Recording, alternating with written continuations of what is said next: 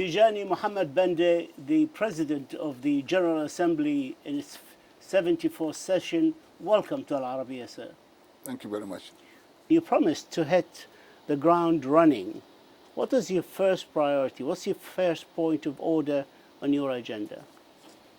I think we've been very clear. Our task is to really to positively push the SDGs, in particular poverty eradication, which is our #1 priority. And of course, alongside that, we mentioned quality education, climate action, and inclusion. And hunger, eradication of hunger. That is part of it. Yes. And how do you intend to achieve that?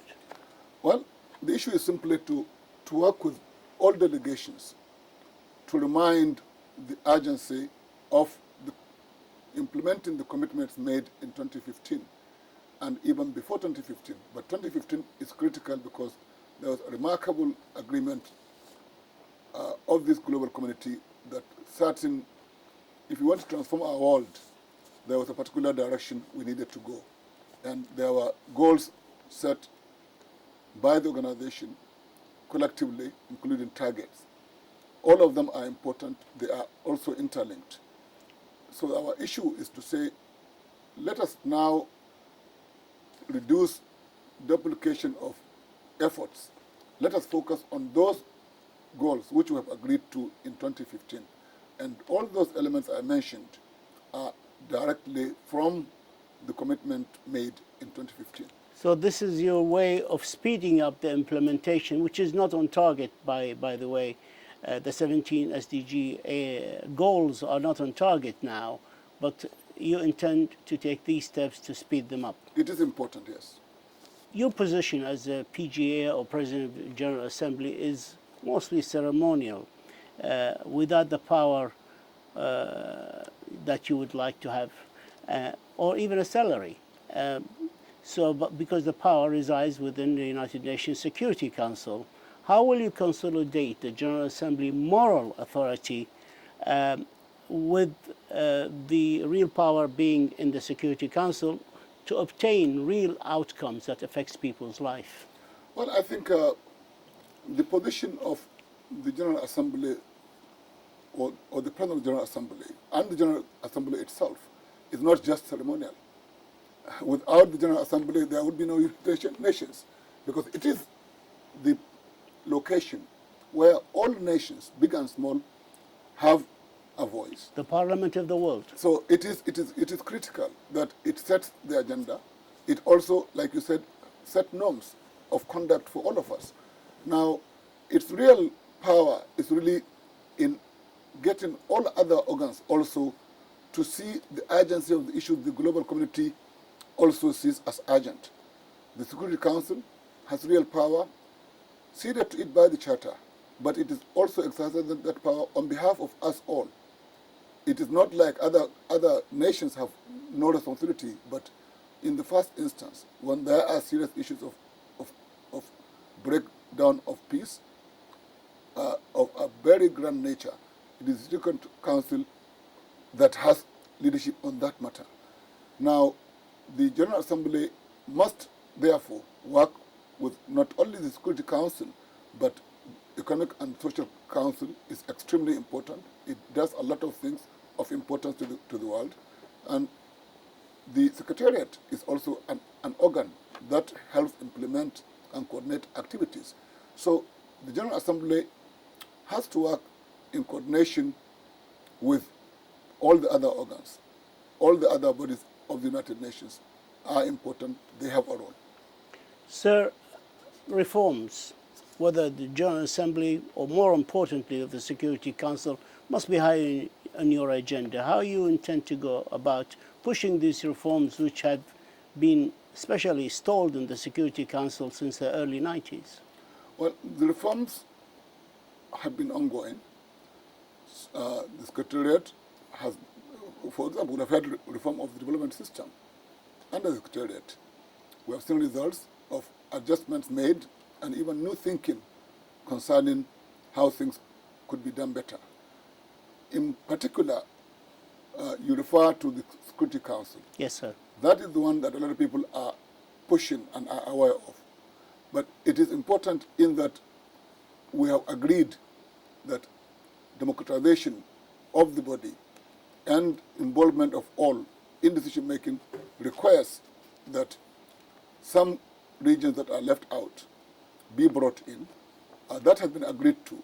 We are stalled, as you said, and our approach in the 74th session is to see that gains made, even if they have not been so fast in coming, we consolidate those gains and try to move in such a way that gains made are irreversible, and to also give hope that we can say by the end of the 74th session, we will not conclude, obviously, the process, but that we have made such progress that we can say, given what we have done, a few presidencies thereafter will have a consensus relating to how many members will have, whether there will be veto, and if there is veto, what will the veto look like, and in terms of the number, in terms of the regions represented. But you must agree is the whole process is moving in a snail pace,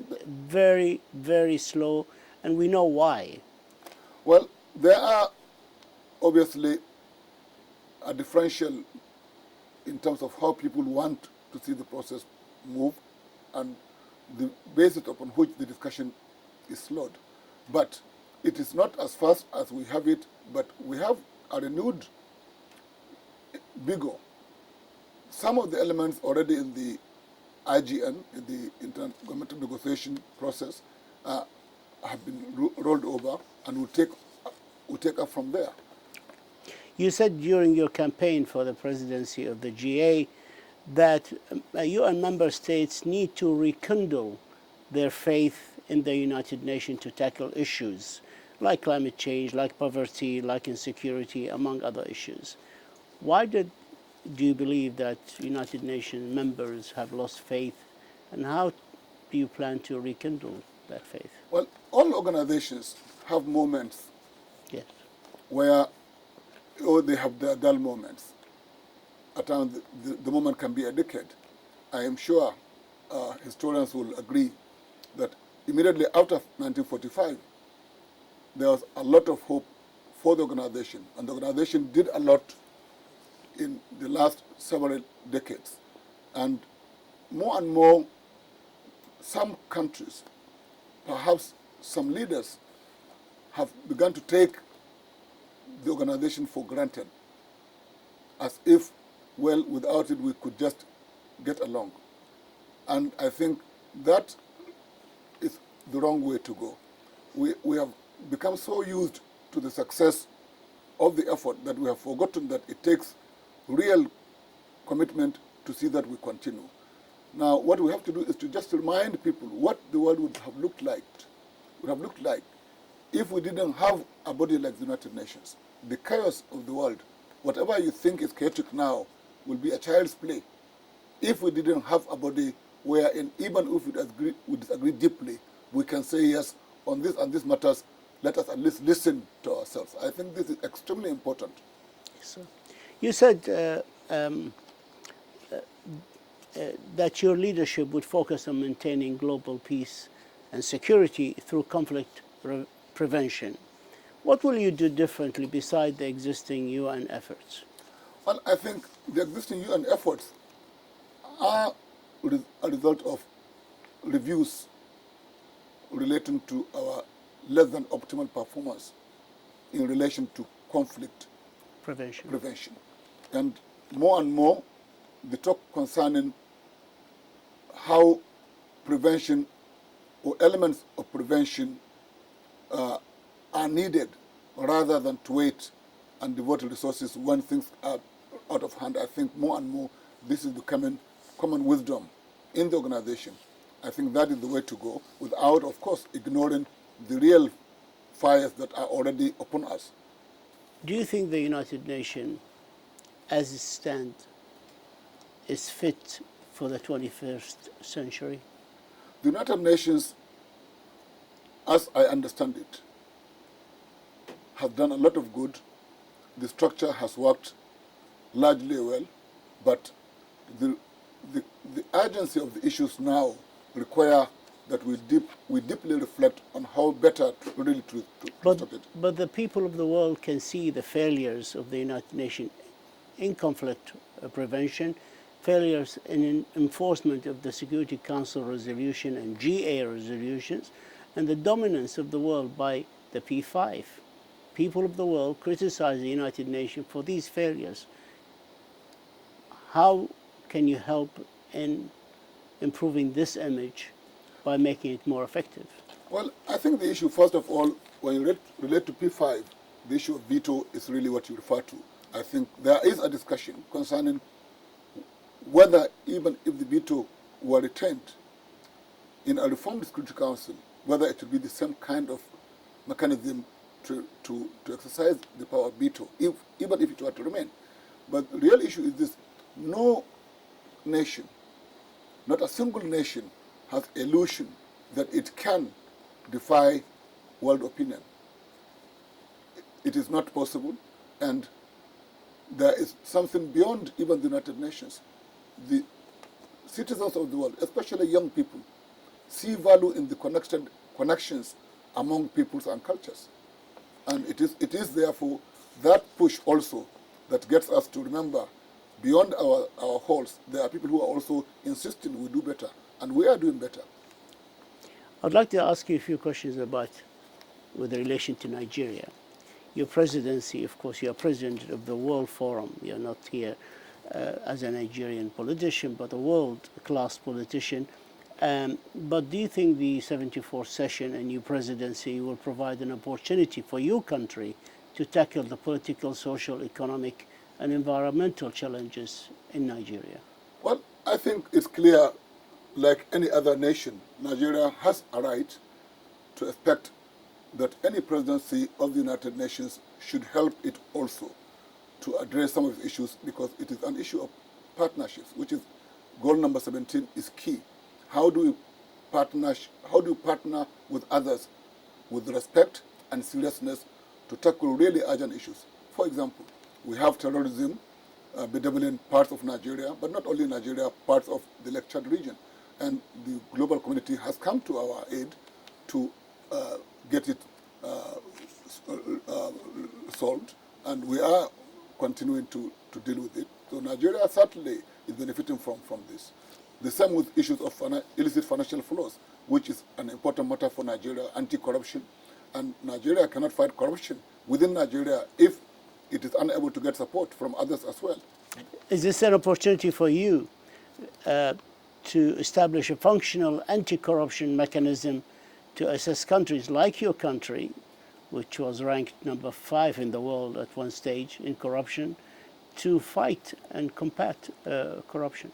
Well, I am not sure about what the ranking was and the methodology about the ranking. Well, it was high. It was up there. You got one publication. I will not agree to that one. Whatever it is, regardless of anybody's ranking, yes, Nigeria is committed to fighting corruption, because corruption has been a problem in our development. Yes. And Nigeria has also taken a lead in the continent, and that's why the Nigerian president was given leadership as the anti-corruption champion of the AU to help also galvanize efforts within the continent to deal with corruption, and also illicit financial flows are an issue.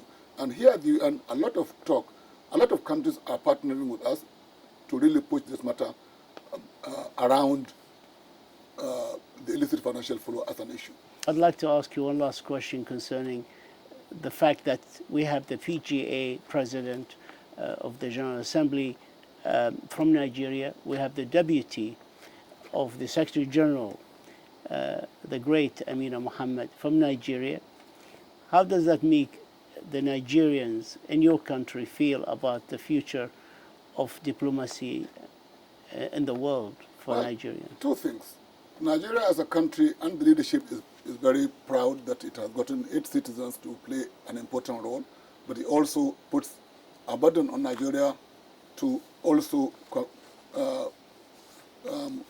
relate even more with the international community, because it is important to show that yes, this body is a very critical one, not only for Nigeria but for the world. We are privileged and we take this responsibility very seriously. Tijani Muhammad-Bande, President of the General Assembly for our session, the 74th session, we thank you for your time and for this interview, and we wish you the very best of luck for you and your presidency and for your country, Nigeria. Thank you so much, sir. Thank you very much for having me. All the very best, sir. Thank you. Thank you.